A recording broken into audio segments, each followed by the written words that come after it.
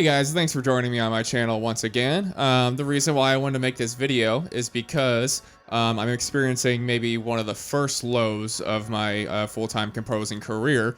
I always knew that there was going to be highs and lows, you know, ebb and tide, stuff like that, as I go on. But until now, I haven't really gotten to that point. So I kind of wanted to share to you guys what it's been like. Now, I knew when I started this that there would be weeks where everything's going great and I have a ton of things to work on. And then there would be weeks where I wouldn't have anything to work on.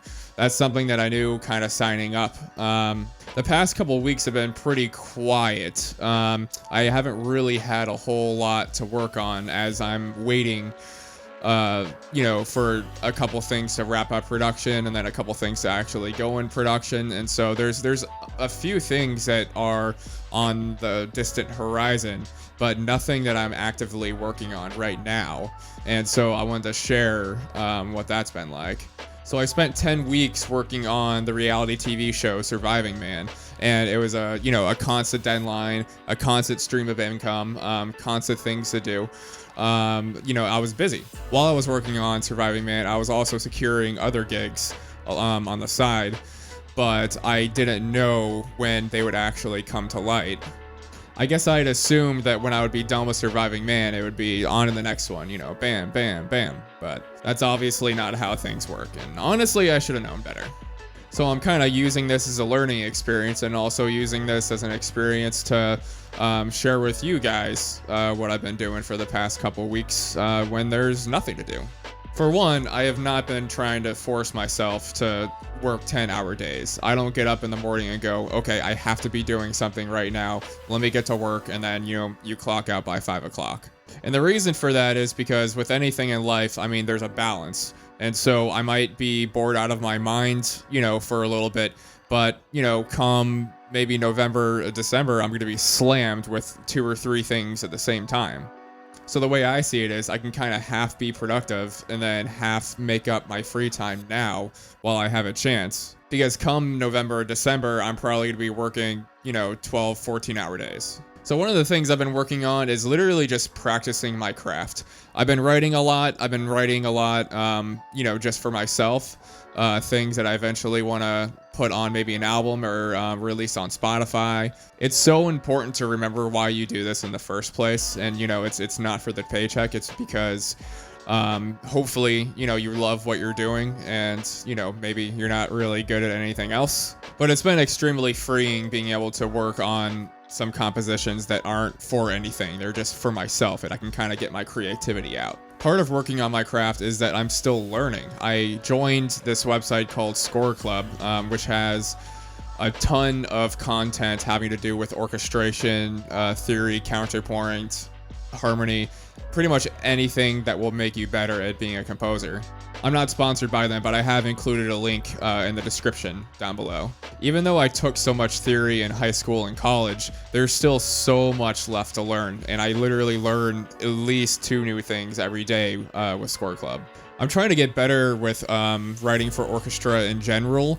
I have never written for a live orchestra before, but I know that one day I really, really want to. So I'm kind of practicing and learning those skills now to get better at that. Making sounds in your DAW that sound cool together doesn't really equate to writing for actual human beings. So that's kind of me trying to bridge the gap there.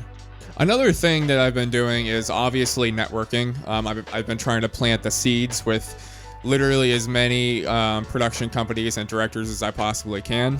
Every day I try to make it a point to send at least 20 emails out to different production companies asking if they need any composing work. Of course, most of these go unanswered because nobody wants, unsolicited emails, but I do get a few responses here and there, and they say that they keep my contact info. Who knows? Maybe they just, toss it in the trash bin, but I do make it known in the emails that I'm not just looking for a gig right now, but I'm looking to build relationships with these people because, that's the honest truth. Some of my favorite work and music that I've written was for people that I've worked with multiple times.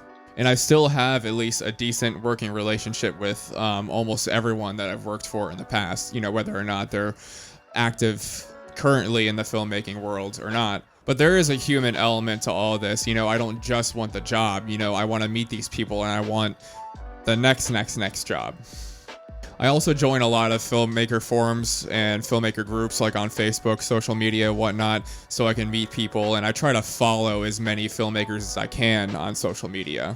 I've also been working on my new website and blog using Squarespace. Again, I'm not affiliated, but I am going to include the link in the description. And so that's been taking up a lot of my time as well. And it's not all composing all the time. I mean, I do also teach percussion on the side 2 nights a week at 2 different high schools. So this lull that I'm in is kind of helping me refocus on that whole world, essentially. I know you guys didn't come here to listen to me talk about my side hustles, but I can't tell you enough how rewarding it is to have a side hustle that's still within the musical world and that brings you joy. Maybe my main takeaway from that is that signing up to be a full-time musician isn't always doing or always dead focus on exactly what you want to do all the time, but maybe it's having enough things that surround you that are giving you income, that bring you joy, and that are actually relevant to your skill sets. That could be anything from teaching music, you know, giving private lessons, or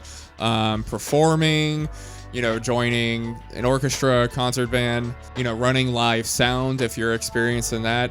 Heck, even working at Guitar Center if you have to. Don't ever be ashamed to surround yourself with the things that you love, especially if they bring you joy. You shouldn't have to feel guilty about wanting to make money off of the thing that you love.